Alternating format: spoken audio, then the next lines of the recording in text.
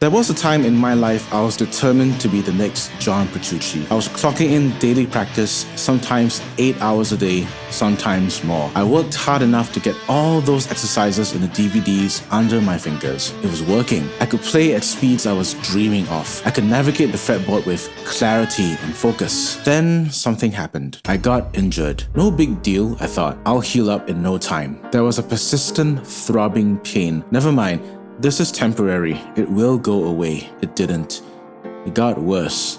It got much worse. My wrists would audibly click and visibly stutter. I'd be playing a passage, not even a fast one, and my wrists would randomly freeze. It soon became apparent that this was a big problem. I couldn't play. The technique that I spent so many hours honing was disappearing, and there was nothing I could do to stop it. After visits to doctors, specialists, and an MRI scan later, I found out I had torn the ligaments in both my wrists. The doctor said I'll have wrist arthritis in 5 years' time, and that I'll never be able to play guitar ever again.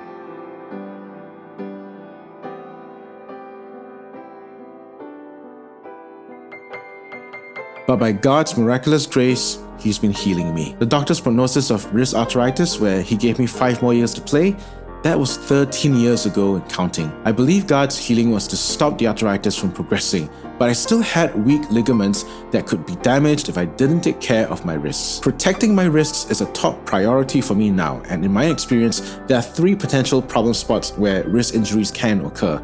Watch on and I'll be sharing how to address them. Number 1. Sleeping. Dave Mustaine of Megadeth sustained a radial nerve injury which was so extensive he couldn't play guitar at all. Because of that injury, he slept in a position that compressed the nerve which controlled his fretting hand. Essentially, you don't want your wrists to make an acute angle for extended periods of time.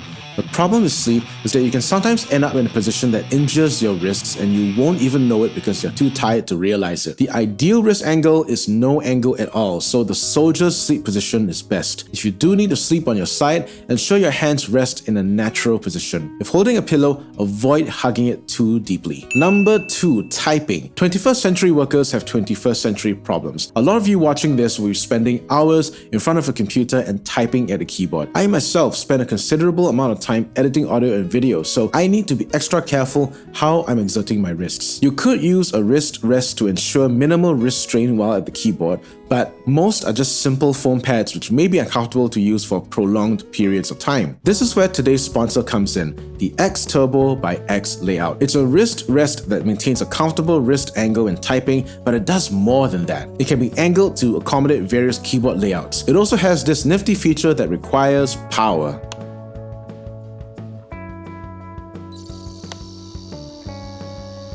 A fan. As someone who perspires easily, the wrist rest is one place where there could potentially be a lot of sweat trapped. This cooling fan mitigates this issue, and there are 2 speeds, low and high, to accommodate even the sweatiest of hands. As an aesthetic bonus, the X Turbo lights out when the fans are active, but this can be turned off if you so wished. If you're looking for a wrist rest that does its job and then some, check out the links in the description for a special deal, including a promo code. Number 3. Bearing weight. In addition to wrist angle, you also need to be aware of how heavy objects are and the stress they exert on your wrists. This is why it's crucial to minimize load bearing, and for me personally, this has meant minimizing my gear loadout. I no longer carry mothership pedal boards or hard cases that don't have back loading straps. I often limit my gear to a pod go in a backpack or an HX Stomp in a guitar tick that attaches to my mono vertical case. And then there are the unavoidable weights that I need to bear. My kids. I'm still in this phase of having to carry them, sometimes simultaneously, and other times because I'm in charge with their routine. At this point, it's all about being self-aware, and I will put them down to rest my wrists,